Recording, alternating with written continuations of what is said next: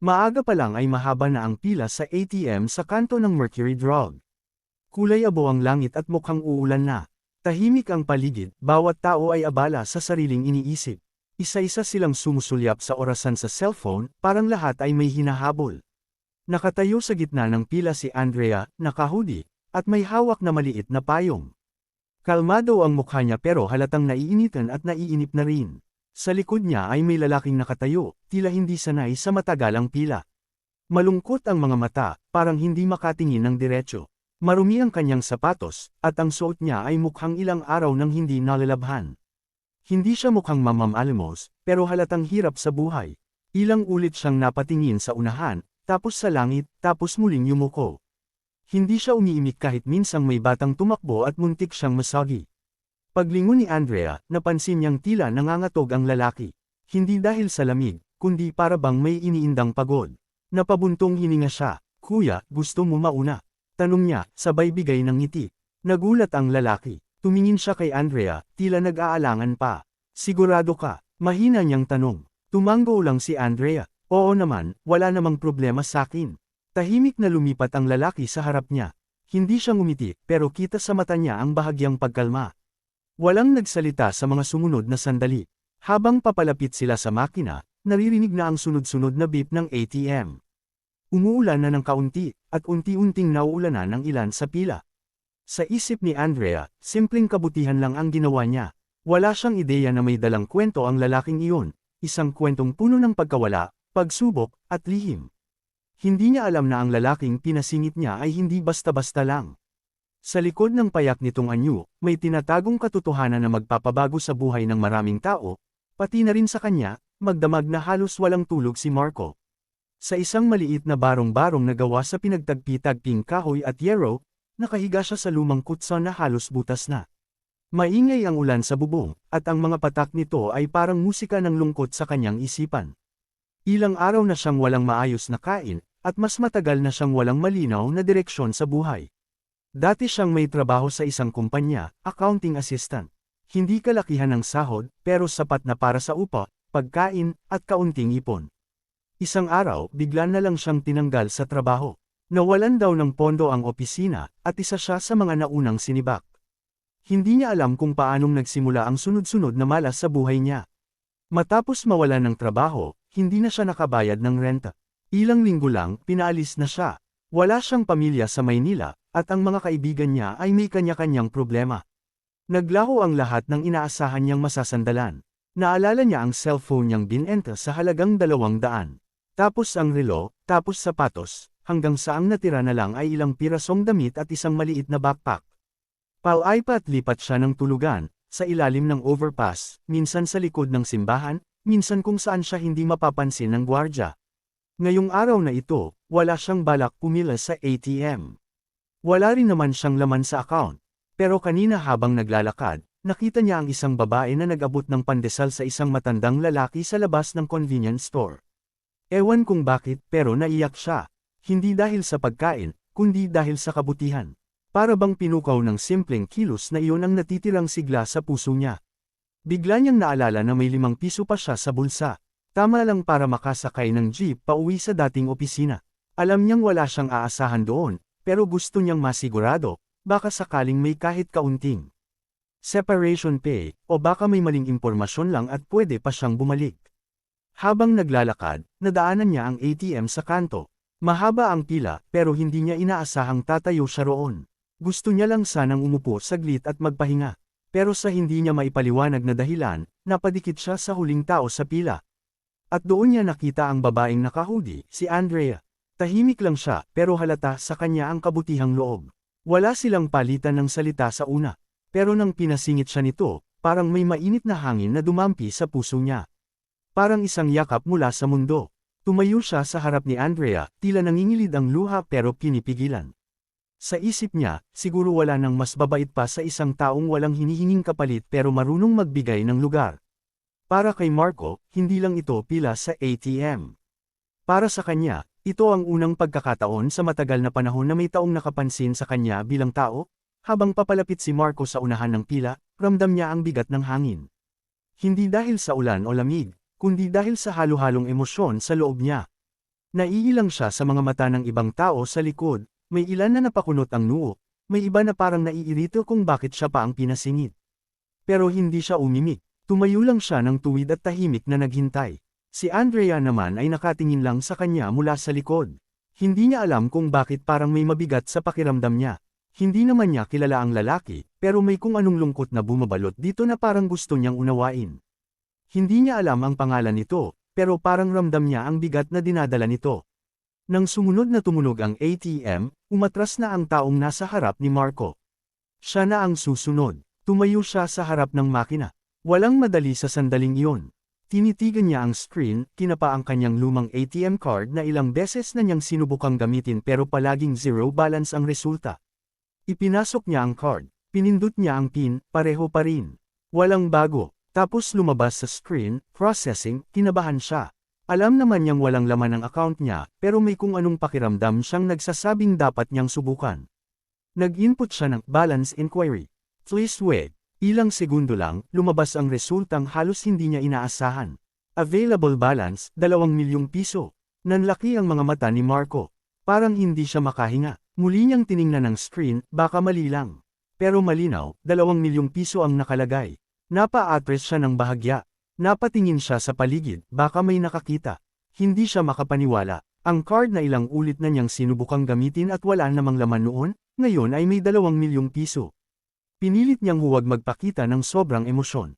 Nag-withdraw siya ng 500 piso, para lang masigurado kung totoo. Lumabas ang pera, malutong, tunay, totoo. Napaupo siya saglit sa gilid ng ATM.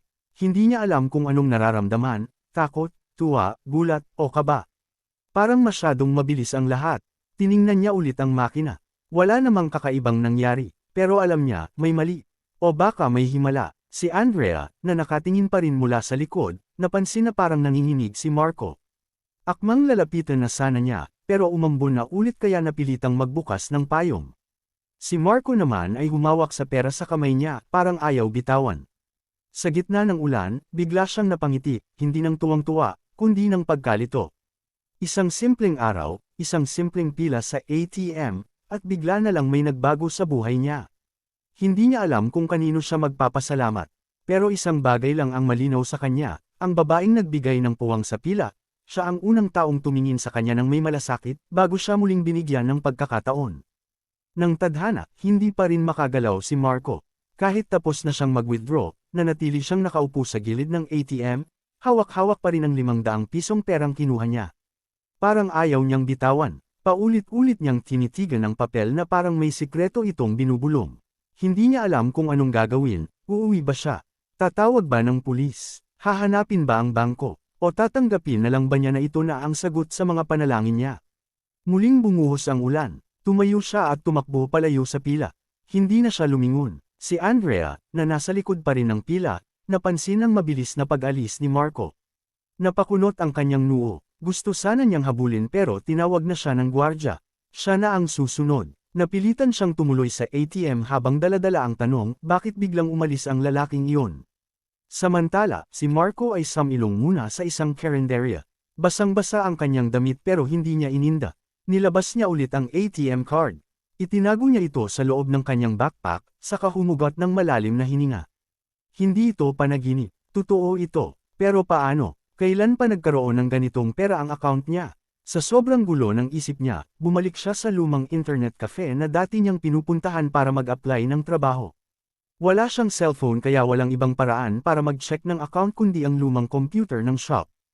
Pag-upo niya, binuksan niya ang online banking gamit ang email at password na matagal na niyang hindi ginagamit. Laking gulat niya nang makita ang transaction history.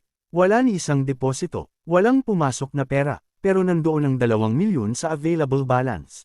Napaisip siya. Nagka-error ba ang sistema? May glitch ba? O may nagkamaling magdeposito sa maling account? Ang daming tanong pero wala siyang kasagutan. Sa halip na matakot, napuno siya ng kaba at pananabik. Baka ito na ang pagbangon niya. Baka ito na ang pagkakataong ibalik ang dignidad niya. Pero kasabay ng saya ay may takot. Paano kung kinabukasan ay bawiin ng bangko? Paano kung sabihin nilang ninakaw niya ito? Hindi na siya nagtagal sa internet cafe. Umuwi siya sa dati niyang tinutuluyang barong-barong. Doon siya naupo sa harap ng maliit na altar. Wala siyang dalang kandila pero tahimik siyang nanalangin. Kung ito'y pagkakamali, Diyos ko, gabayan mo ako. Pero kung ito'y biyaya, itutuwid ko ang buhay ko. Kinabukasan, unang ginawa ni Marco ay bumalik sa ATM. Tinesting niya ulit ang card. Gumagana pa. Nag-balance inquiry siya ulit. Pareho pa rin ang laman. Nag-withdraw siya ng 1,000 piso. Lumabas. Sunod 2,000 piso. Lumabas din. Nang subukan niyang 10,000 piso, naglabas pa rin ng pera. Tumibok ng mabilis ang puso niya. Parang gustong sumabog. Hindi lang ito glitch. May nangyayaring hindi niya maipaliwanag. Pero isa lang ang sigurado niya, hindi ito pangkaraniwan. Habang iniipon niya ang pera sa isang envelope, bigla niyang naalala ang mukha ni Andrea. Ang kabutihan nitong ipinakita. Kung hindi siya pinasingit, malamang hindi siya ang nakagamit ng ATM sa oras na iyon. At kung hindi niya nagamit iyon, baka hindi rin niya nakita ang 2,000,000 piso. Bigla siyang napangiti. May dahilan kung bakit nangyari to, mahina niyang bulong. Sa puso niya, nagsisimula ng mabuo ang plano. Hindi para ubusin ang pera, kundi para magsimula ulit, at siguro, para suklian ang kabutihang ipinakita sa kanya ng isang estranggera sa ATM. Lumipas ang ilang araw, pero hindi pa rin makalimutan ni Marco ang kabutihang ginawa ni Andrea. Araw-araw, iniisip niya kung paano niya ito muling makikita. Hindi niya alam ang pangalan nito noon, pero tumatak sa kanya ang mukha at ngiti nito. Napakasimple lang ng ginawa ni Andrea, pero sa paningin ni Marco, iyon ang naging daan para makuha niya ang biyayang bumago sa buong buhay niya. Habang patuloy niyang iniingatan ang pera, nagsimula na siyang gumawa ng plano. Una niyang ginawa ay maghanap ng matinong matutuluyan. Nagrenta siya ng maliit pero malinis na kwarto sa isang apartment sa may Sampaloc. Sunod, bumili siya ng bagong damit, sapatos, at mga pangunahing gamit. Hindi marangya, pero maayos. Gusto niyang unti-unting bumangon, pero ayaw niyang biglang magpakabigla. Sumunod niyang hakbang ay hanapin si Andrea. Binalikan niya ang parehong ATM kung saan sila nagkita. Ilang araw siyang pumupunta roon tuwing parehong oras, umaasang muling makikita ang babaeng tumulong sa kanya. Pero sa loob ng 3 araw, bigo siya. Hanggang isang araw, habang nakatayo siya sa tapat ng ATM, nakita niya ang isang babaeng nakahudi na papalapit. Tumigil ang oras. Si Andrea yun. Pareho pa rin ang aura niya, kalma, tahimik, at may malasakit sa mga mata. Nag-aalangan si Marco kung lalapitan niya ito. Hindi siya sigurado kung maalala siya nito. Pero sa huli, naglakad siya papalapit. "Hi," mahinang sabi niya. "Ako yung pinasingit mo dati sa pila." Napalingon si Andrea. Saglit siyang napaisip, tapos biglang napangiti. "Ah, oo, ikaw yung lalaki sa pila. Kumusta ka na?" "Maayos na, sobra," sagot ni Marco, bakas sa mukha ang pagkalito at saya. "Gusto lang sana kitang pasalamatan. Malaking bagay yung kabutihang ginawa mo." Ngumiti lang si Andrea. "Wala yun. Maliit na bagay lang." "Hindi maliit para sakin," sagot ni Marco. "Hindi mo alam kung anong naging epekto noon sa buhay ko." Nagulat si Andrea. "Talaga? Anong nangyari?" Hindi agad sumagot si Marco. Kumuha siya ng sobre mula sa loob ng kanyang bag. Maingat niya itong iniabot kay Andrea. "Ano to?" tanong ni Andrea, kunot noo. "Regalo," sagot ni Marco. "Hindi ko pwedeng hayaan na basta mo lang akong tinulungan, tapos wala lang." Ayaw sana tanggapin ni Andrea ang sobra, pero pinilit siya ni Marco. "Kung hindi mo ako pinasingit, hindi ko malalaman na may laman pa pala ang account ko. Hindi ko alam kung milagro ba yun o pagkakamali ng bangko. Pero ang alam ko, sa simpleng pagbigay mo ng puwang, nabuksan ang isang bagong pag-asa sa buhay ko." Nang binuksan ni Andrea ang sobra, nakita niya ang 10,000 piso. Napatingin siya kay Marco. "Ang laki naman nito. Hindi ko kayang tanggapin to." Pero mariing tumanggo si Marco.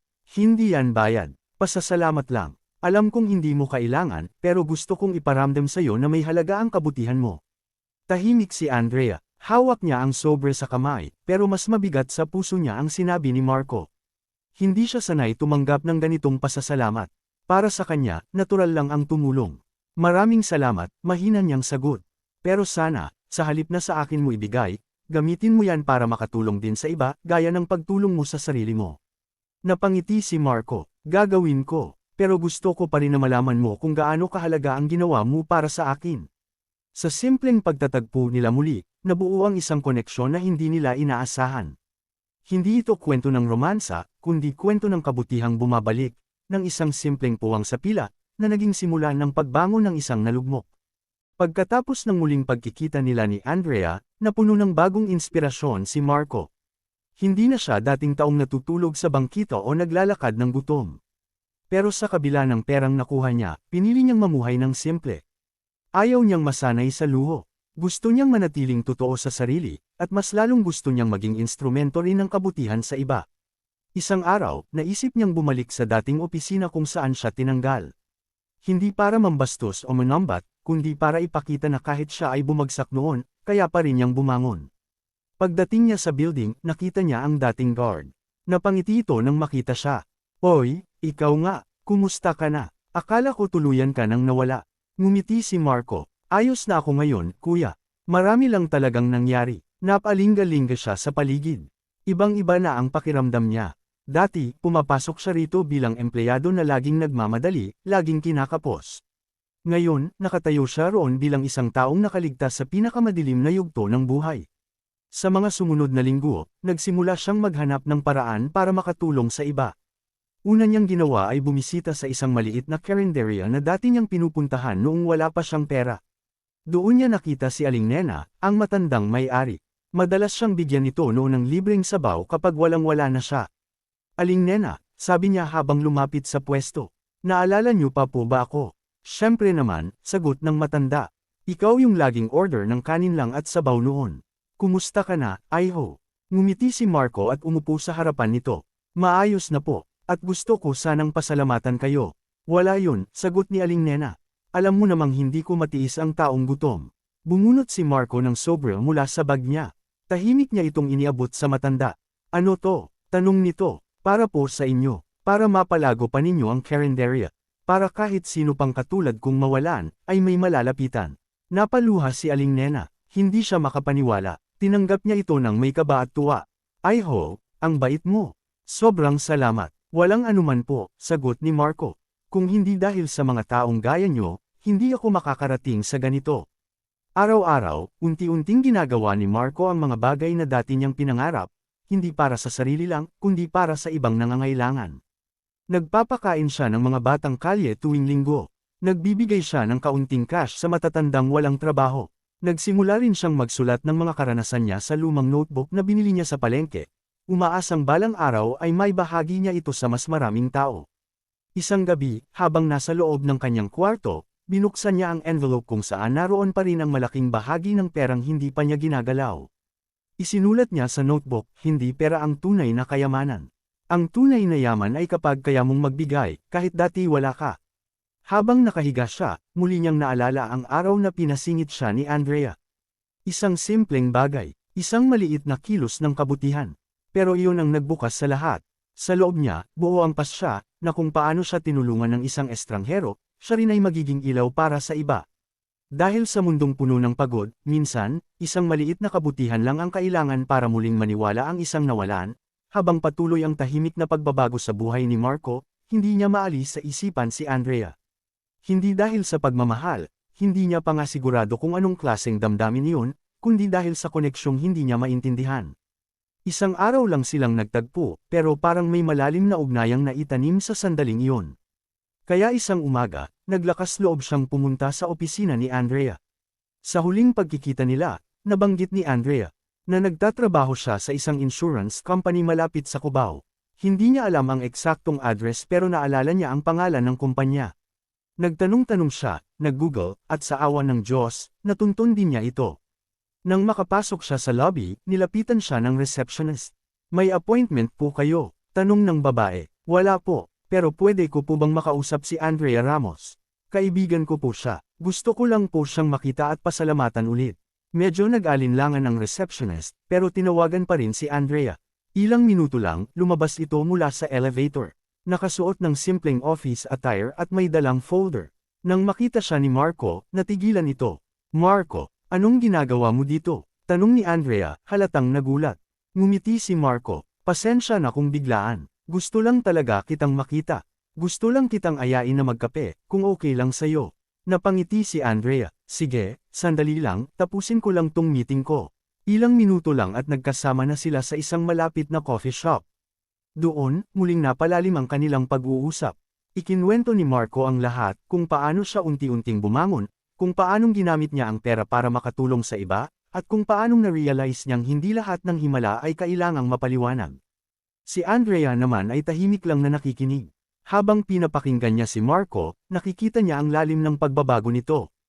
Hindi lang ito basta nakaahon, para bang muling isinilang ang pagkatao nito. Alam mo, sabi ni Andrea, hindi ko inakala na ganito kalaki ang naging epekto ng ginawa ko. Minsan kasi, akala natin maliit lang yung tulong, pero para sa iba, iyon na pala ang simula ng lahat. Tumango si Marco, tama ka, at dahil sa'yo, natuto akong hindi lahat ng kabutihan ay kailangang suklian agad. Minsan, ang kailangan lang, ipasa mo lang yung kabutihang nakuha mo. Nagkatinginan sila, parehong tahimik pero puno ng damdamin ang paligid. Hindi sila kailangang mag-usap ng marami. Sa mga mata nila, nandoon ang respeto at pasasalamat. Bago sila maghiwalay, iniabot ni Marco ang isang maliit na kahon kay Andrea. Ano to? Tanong ng babae. Notebook lang. Mga kwento ko. Mga araw na muntik na akong sumuko. Pero nandoon ka. At gusto kong basahin mo, para malaman mo na may buhay kang binago, at hindi mo man sinasadya, ikaw ang naging liwanag. Tahimik na tinanggap ni Andrea ang kahon. Hindi niya inakalang sa simpleng araw na iyon sa ATM, may isang buhay siyang mababago. At sa paglalakad nila papalayo mula sa coffee shop, magkaibang direksyon man ang tinahak nila, parehong malinaw sa kanilang puso. Ang mga estranghero ay minsang dumaraan sa buhay natin para ipaalala na ang kabutihan, kahit gaano kaliit, ay may kapangyarihang bumago ng mundo. Lumipas ang ilang buwan at tuloy-tuloy ang tahimik na tagumpay ni Marco. Hindi niya ipinaalam sa marami ang nangyari sa kanya. Tahimik lang siyang kumikilos sa likod ng mga kwento, nagbibigay ng tulong sa mga estudyanteng walang pamasahe, bumibili ng bigas para sa matandang vendor sa kanto, at tumutulong sa batang nag-aalako ng basahan para makapasok sa eskwela. Hindi niya kailangan ng kamera o papuri. Ang tanging mahalaga sa kanya ay ang makitang muling ngumiti ang mga nawalan ng pag-asa, dahil minsan, siya rin ay nawalan. Sa tuwing may pagkakataon, sinusulatan niya sa notebook ang mga kwento ng mga taong nakilala niya. Doon niya ibinuhos ang damdamin, ang alaala ng sakit, at ang pagtanggap sa kabutihang unti-unting bumalik sa kanya. Sa likod ng bawat pahina ay ang paalala, isang kabutihan lang ang kailangan para magsimula ulit. Isang araw, habang naglalakad siya pauwi mula sa pamimigay ng pagkain sa isang ampunan, nakatanggap siya ng tawag mula kay Andrea. Hindi na madalas ang kanilang pag-uusap, pero nanatili ang koneksyon nilang dalawa. Marco, may gusto sana akong sabihin, mahinang boses ni Andrea sa kabilang linya. Oo, ano yun? Tanong ni Marco, may tumawag mula sa opisina ng isang foundation. May nakabasa raw ng notebook mong iniwan mo sakin. Gusto nilang makipagkita sa'yo. Gusto raw nilang ilathala ang mga kwento mo. Maaaring makatulong ito sa mas maraming tao. Hindi agad nakaimik si Marco. Hindi niya inakalang ang simpleng pagsusulat niya ng damdamin ay makakarating sa iba. Sa loob ng ilang minuto, parang bumalik sa kanya ang lahat ng hirap, gutom, at gabi ng pag-iisa. Pero ngayon, ibang-iba na ang pakiramdam, dahil mula sa kawalan, isa na siyang tinig para sa mga piniling manahimik. Sa sumunod na linggo, nakipagkita si Marcos sa foundation. Maayos silang nakipag-usap at sinabing gusto nilang gawing libro ang mga kwento niya. May titulong inihanda na rin sila, pasintabi sa ATM, ang kwento ng isang estrangherong binago ng kabutihan. Napangiti si Marco, hindi sa yabang o pagmamataas, kundi sa pagkakaintindi sa wakas na hindi nasayang ang bawat paghihirap, bawat luha, at bawat gabi ng tanong sa Diyos kung kailan matatapos ang sakit. Pagkatapos ng pulong, tumawag siya kay Andrea. Alam mo bang lahat ng to, ikaw ang nagsimula? Tanong niya habang nakatingin sa langit. Totoo ba? Sagot ni Andrea. Oo, kung hindi mo ako pinasingit sa ATM, hindi ko malalaman na may laman pa pala ang account ko. At higit doon, hindi ko matutunan ang halaga ng kabutihang walang kapalit. Tahimik lang sa kabilang linya. Tila pareho silang nagbabalik tanaw sa unang araw ng kanilang pagkikita. Maraming salamat, Andrea, bulong ni Marco. At sana, gaya ng ginawa mo para sa akin, magawa ko rin ito para sa iba. Sa araw ding yun, umuwi si Marco at sinimula ng bagong pahina sa kanyang notebook. Ang una niyang isinulat, hindi ko na kailangan pang maging milyonaryo para maging mahalaga. Sapat na ang maging mabuting tao. Dahil sa huli, ang tunay na yaman ay ang pusong marunong tumulong, kahit walang hinihintay na kapalit. At mula sa simpleng pila sa ATM, isang kwento ng pag-asa, kabutihan, at pagbabagong tunay na nangyari ang isinilang.